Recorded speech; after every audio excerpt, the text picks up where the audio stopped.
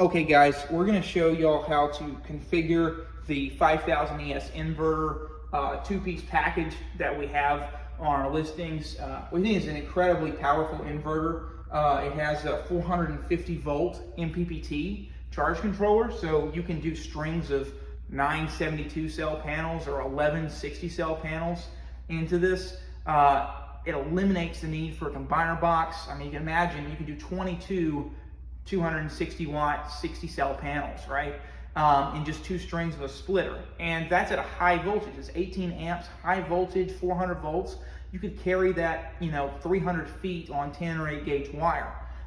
So it really makes it possible for you to, put panels further away from your place and just keep the whole thing efficient.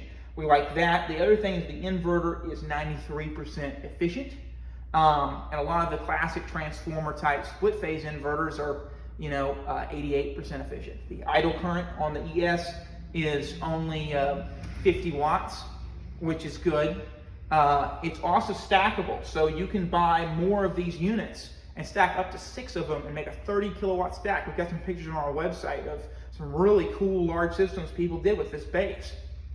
So the key to using it in the United States, though, because it's a 240 volt inverter, is using a balancing transformer to create a neutral for your 120 volt loads.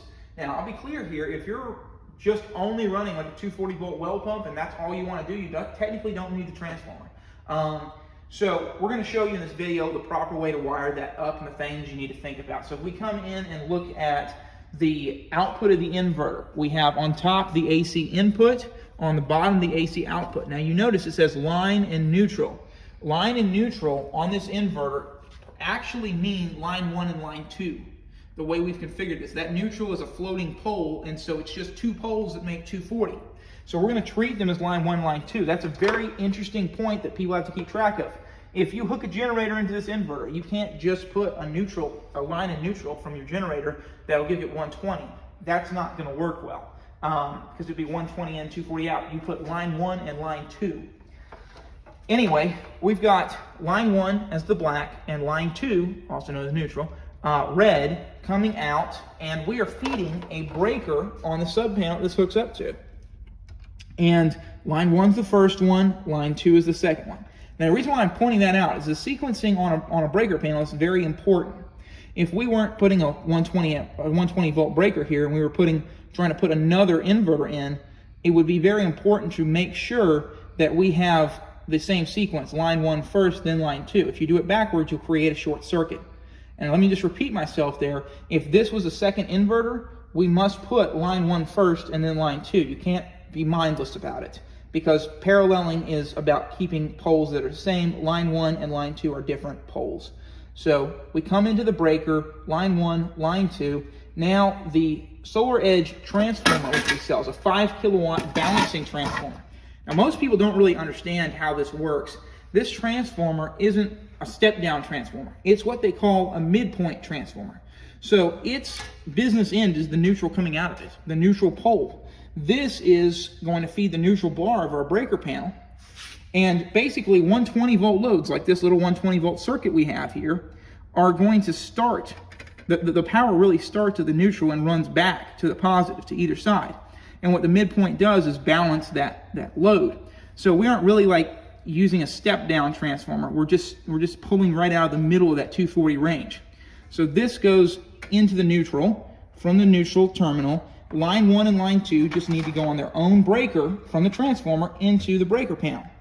Now I'll tell you another interesting rule that most people find exciting is, as long as you have at least 1 transformer, you don't necessarily need more transformers if you're adding more inverters. So for instance, I have a lot of people that will do a home and they'll have 2 or 3 inverters in 1 transformer. And the reason why you can get away with that, it sounds reckless, but the reason why you get away with that is that because the neutral is what this transformer performs, any 240 volt load, like a mini split, a dryer, an oven, any 240 volt load doesn't really use this neutral. It's really only pulling from these line 1, line 2 poles. So if you add more capacity because your dryer needs to run, or you have air conditioners or something, or a well pump, those, you know, with the transformer, the sizing of the transformer, and don't get me wrong, you can buy 2 transformers or 3 if you want to, but the size of the transformer really just comes down to the capacity of your 120 volt loads. If you happen to have a ton of those that run consistently, yeah, get another transformer or 2. But we have systems, one on our website, it's posted, it's got 5 inverters and just 2 transformers.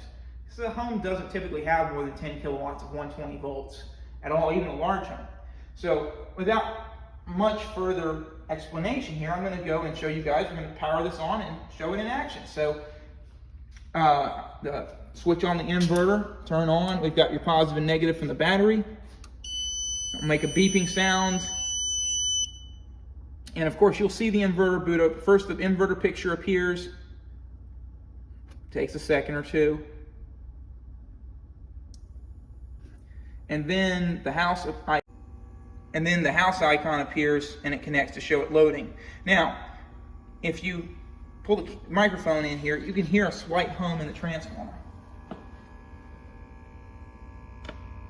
because it's being powered by the inverter. Now notice, how much load is this transformer pulling? The answer is 0.3% of the capacity of the inverter. So it's a 5,000 watt inverter. 1% is 50 watts. 0.3 is right there at about 15 watts. It's not really using much power at all. Now this is now feeding our neutral bar, and we're going to show you the 120 volt loads in action. I'm going to grab a voltmeter and double check before I turn everything on the voltage and make sure this has been successful. So obviously from line 1 to line 2 should be 240, right there in that range. Perfect. Okay, so if we go and connect the hot one to the neutral and set my voltmeter to AC, we got 120. We got 120. We're perfect. And here's our 120 volt breaker. It's 120. So I've got a little cord coming out of here. I've got a little motor load. I've got a little light load. So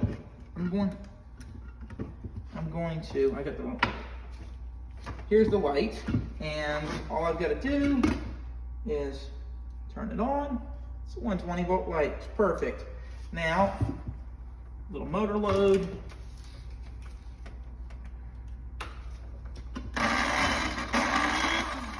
Check this out. Watch the screen on the inverter as we pull the 120 off of it. Just, 2-3%, 100 watts. And I'll show you something else that's happening. Watch the amperage on each line. Line 1, I'm going to go and set this to 0. So I'm going to zero out my plant meter and change it to AC. And we're going to show what's happening, how this amperage is distributed. We're at 0 amps. As you can see, if I hit the motor, okay, about 0.2. Now let's see what's going on line 2 at the same time.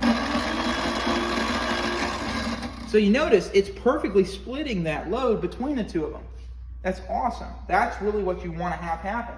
So one of the problems when you buy a split phase inverter like the MPP or even the Growatt split phase transformer type is that they're limited to 3,000 watts on either leg.